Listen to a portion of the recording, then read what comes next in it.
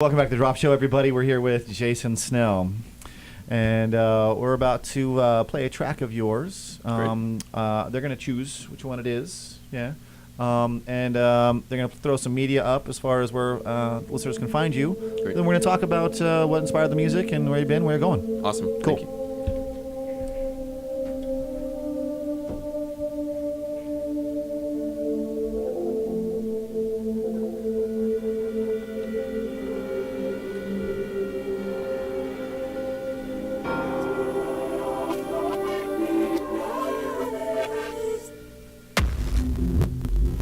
Yeah, dirty.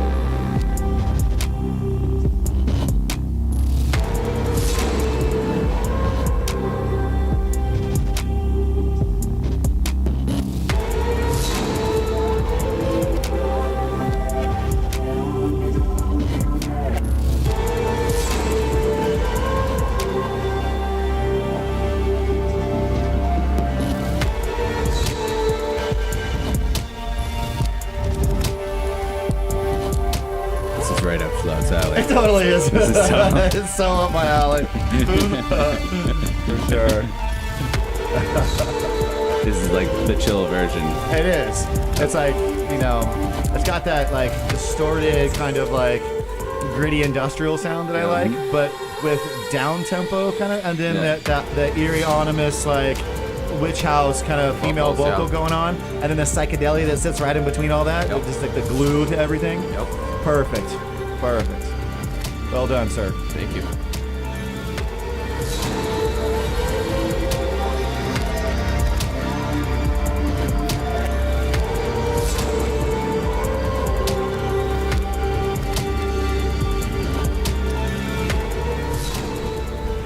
So that was awesome. Thank you. What's the name of that track? That was Seraphim, and it's a remix I did for a group down in San Diego called Iman. Okay. And they're in that whole witch house scene, which is new to me. You know, I come from a techno background and more so a hardcore techno background. Yeah, okay. Let's talk about that. Sure. So where did you start? San Francisco, I believe, is kind of the Actually, foundation? well, I started producing. We were talking about drum machines. I got my first drum machine like '95. It was Okay. a Yamaha RX-7, I think. Oh, that, yeah. And so my influences there were a lot of the hardcore coming out of Chicago, like Delta 9, DJ Tron, Right. and all of the music coming out of drop bass parties up in Milwaukee. Okay. I went up to San Francisco and I ran into Kid 606, and Oh, he yeah. heard my stuff and he took it down to San Diego as well, where he was working for Vinyl Communications, which was an old hardcore label that bridge between hardcore punk and electronic. And so he gave it to his boss. He loved it. And so my first release was actually a full-length mix CD Okay. off of Vinyl Communications. And from there, back then, it was we were starting to use the internet. It was like 97, 98. Yeah. And it was those message boards. So it was like Yeah, bulletin Gabber.org. boards. Yeah, like or MW Raves, or there were different where you post and it goes to everyone on the list. Mhm. And through that, I connected with Low Res Records in Detroit, which is run by Justin Ivey. And what he was looking for was a certain sound in between me and another artist named Abel Kane, who's in Wisconsin, just formed this sound that was kind of early breakcore. And so what was going on in Germany was also happening at the same time in the Midwest. And so we created this genre of breakcore. Right. And essentially we were taking some of the dark, moody stuff that you heard in this track mixed with just insane drum and bass, a lot of distortion. And then I came from a punk background as well, so I brought a lot of punk samples and just mashed that together to make my own sound. And I moved out to New York and kept producing there, and it's just, I think the thing that's consistent about me is I'm always changing. So whatever I'm working on, it's different than it was 6 months ago or a year ago. Yeah. And so to go from hardcore techno to, I started connecting with some of the Witch House people through SoundCloud. And they liked some of the dark ambient work I've done. So for a few years, I ventured into film scores, and so I did some film I scores. definitely was thinking it's very cinematic. Yep. Like that definitely fits like The big a sound. dark cinematic kind Yeah. of vibe going. It's cool. And so they asked me to do a remix for one of their recent albums, and just a lot of the sounds that are in there are just they're really good producers. Brant Showers is the lead on that, and whenever I get vocals, I flip them. So all those vocals are flipped. I just like the sound of a flip vocal. It's like Just reversing it, you mean? Yeah. Okay. Remember in Twin Peaks in the red room where they Yeah, talk everything's back- backwards and yeah. then they just flip it. So I love that sound, the atmosphere. It just immediately sets a mood and a tone as opposed to forward vocals. And Same so, with like guitar solos. I mean, it's like a key, you know, so many like of the most memorable guitar solos. That's what they do. they're flipped. Yeah, I mean, that's amazing. when you think like, you know, Are You Experienced from Oh, Hendrix? right, sure. Really? It's That's backwards. fantastic. There's a bunch of, I Awesome. mean, some of the early Beatles stuff was Yeah, backwards. yeah. I remember and, reading a John Lennon interview about that. Yeah, Amazing. that was like the thing they figured, you know. I think and- Tomorrow Never Knows was Yep. a track that was early. Yeah, it's a cool sound, and it's just something you can't replicate Yeah. in reality. Even going Nine Inch forward. Nails, you hear some of that stuff. Yeah. Oh, yeah. Yep. So just flipping the vocals and just mashing together. One of the things I like doing with remixes is I'll get the sounds and I won't listen to the original. I don't want that to influence me. Right. So I take the sounds and I start sorting through them, the ones I like, and I just throw out any sounds that I don't like. And then once I have those sounds, it's almost like a set of sounds has a DNA. It wants to be a song. Right. And so I look at that and I start putting it together and it becomes a song on its own. And then when I'm finished, then I'll listen to the original. See, that's an interesting approach because we've had a lot of, you know, more traditional genre DJs, I'd say, like Sure. one genre or another. And one of the issues that's come up a lot of the times is when, you know, the remix work is so crucial. And it's a way that you can get discovered. And Yep. it's also just, you know, It's a great way to connect source to other material. people's fans. Yeah. But the funny thing is when people do a remix of a track and it's sort of the same genre. Yeah. the same idea, you know, it's like a different take almost of the Yep. same type of song as opposed to going into it and trying to do something entirely different. Or, you know, then there's a middle ground of like just basically taking a track and making it so that it's in several different BPMs so it could fit Right. into different sets, you know. Yep. But like the approach of just not, I like just taking the sounds. Just the sounds, yeah. And just, Not even the BPM. Yeah, super cool. yeah, and then just it's like a sonic collage Yep. of the material. And yeah, then you get to hear what it was originally like Yeah. afterwards. It's Yeah. crazy. That's gonna be Yeah. awesome. Oh man, I wish we had an after right now of a before and after, or like the original and then your remix. Oh, yeah. I'd like to hear that application. So Yeah, how that'd far be cool. off from the original it really is, you Wonder know. if we could dig that up. Yeah. And I think that type of approach keeps me from falling into a genre. Mhm. So over the years, I've just haven't got pegged into a particular genre for long because, again, it's if I try to force sounds into a genre, it doesn't want to be. You can feel that in the track. There's a tenseness in the track. Mhm. It's like sometimes I'll be listening to a 4/4 track, and it feels too tense or tight. Right. You know, and those sounds are supposed to be opened up into either a breaks or a slower tempo. Yeah. So something like this, I could have doubled the tempo on that's pretty slow. It's like maybe 65. So I could have tried to make an industrial track that was a 120, like Yeah. dance track. Sure. But those sounds just didn't want to be that. Didn't breathe. It didn't breathe. Yeah. Exactly. So ripping that open and making it, 60 Sure. was the right thing. So Yeah, there's an album that I when I first explored kind of the down tempo side of things.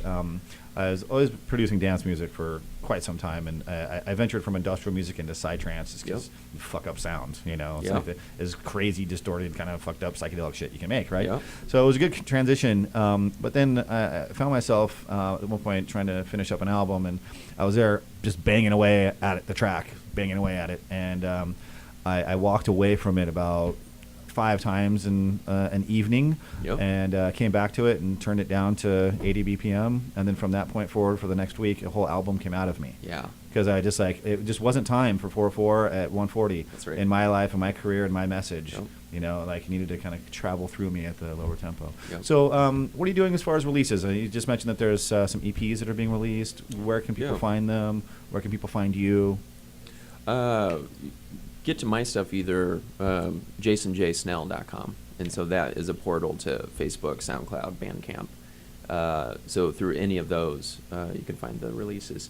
It's been a lot of EPs out of Europe recently. The one coming up, I think it's July 7th, is from a UK label called The Medic, and it's run by Martin Hare, and it's just kind of banger techno. Just cool. Strong banger techno. And so he had found me again on SoundCloud. That's been a great resource for me. And sounds like it. Yeah, finding labels and other artists. Sure. So he asked me to do a remix for him, and that remix did well. And so we did a full EP, and he ran it through his PR people recently. We got really great feedback on it. So I'm excited to see what happens when it lands on Beatport. All right. Cool. And some other stuff. I've worked a lot with. There's a series of labels in Netherlands, Dark Industries, Spirit of Progress. It's all run by Maurice Pinkster.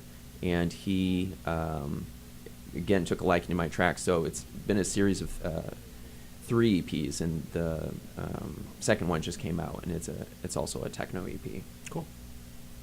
Well, excellent. So we got to take a break, but we'll be back here shortly. Great. So we just left off. You were talking about some of the dark techno stuff that you have coming up for release, and I believe we have a track that we're going to play just so we can hear kind of what that flavor is as well.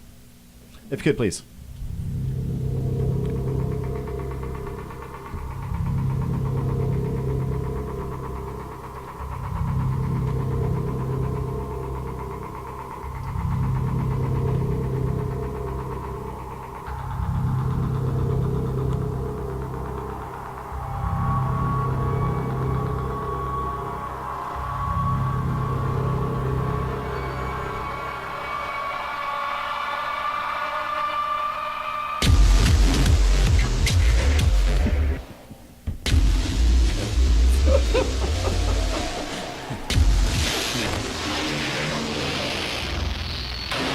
This is exactly what's going on in Schlout's head, like all the time. It is, like all the time. Chaos. For sure. There's a sound just sort of trickling around as he's doing it, going about his daily business. Yeah. It's my consistent soundtracks in my life. Is there's just various tempos, but sound design is right in there. It's a cool groove. Yeah.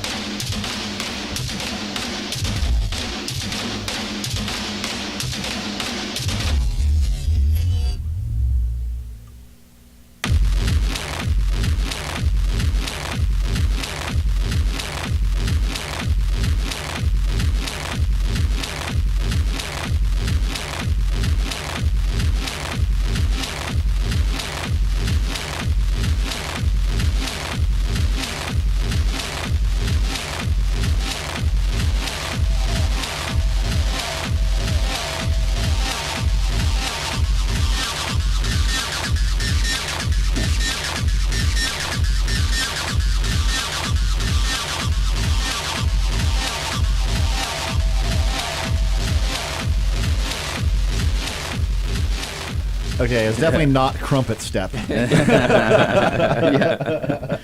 think we can agree on that.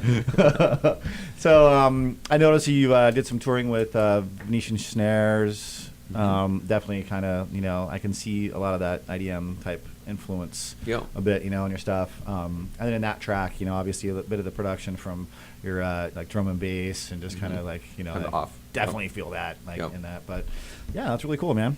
Awesome. So Do you play out? Where are you playing? Actually, just played a show in L.A.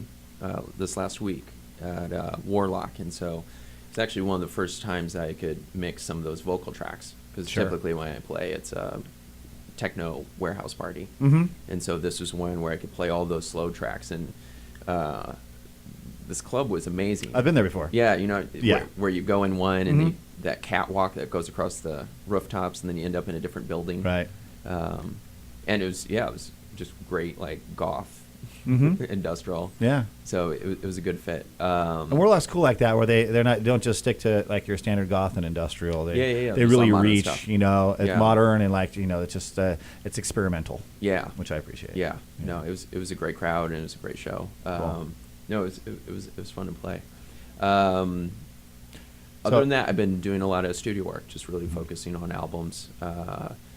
These techno albums, as well as doing some ambient work. Just another thing that came out last week is Waves and Compendium, which was an ambient noise album out of Wisconsin. Mhm. And it's this woman named Mar, who's just extraordinarily talented. And she and I also did an EP earlier. It's just, this whole year has just been EP after EP, so it's been a really productive year. Good. She and I did an EP. It was an interesting experiment where she picked an entire bank of sounds, and I picked an entire bank of sounds, Mhm. and we gave it to each other. Mhm. And then so I made 2 songs with her sounds, and Right. she made 2 songs with mine. That's great. That's So a it was- cool concept. Yeah. Yeah. So the interesting thing is when I hear her tracks, or if someone likes her tracks, Uh-huh. if they people have been using a lot in intros for their techno sets. Mm. I'm flattered because it's my sounds. Right. Yeah, it works For well sure. for Yeah. intro Yeah. because of the ambient thing. Then you can all of a sudden bring Exactly. in any kind of whatever the genre is. But Right. that type of thing can be like an awesome bridge between different sections. Yeah. Definitely. Yep. So And then the songs that I produced are her sounds, and so Mhm. it was an interesting way to collaborate. Sure. Short of actually just sitting down at a council together and making Mhm. something together. Right. Since the ability to work long distance is amazing. With the internet and being Yeah, able to swap sounds. I think it's going to be more and more the thing. It's Yeah. interesting. I've just been communicating a bunch more with an old bandmate of mine that Yeah. I toured with for years, and he lives in New Orleans. He's killing organ player, just killing the B3 jet and funk circuit in New Orleans, Nice. which is there's always a thing that this guy's genius like That's that. great. But he does all sorts of other stuff, and we haven't seen each other in years. But now all of a sudden, there's this possibility that we can be, through Dropbox sending each other. We both run off of Ableton. Yep. Mhm. You can just collect all and save, send it to Yep. somebody else. They mix it around, send Yeah. it back to you. Yeah. And next thing you know, you've got, it's a way to be. It's almost different. It's almost there's benefits to not being in the room together. It allows a breathing back Yeah. and forth. So you can work all your ideas out without necessarily being like, well, what if Sure. you did this? What if you did this? Yeah. So. Yeah. Well, we've had Guess a that's it. pleasure having you on. Thanks for having me. Thanks Appreciate for it. joining Yeah. us, and everyone tuning in. Thanks for joining us, and until next week.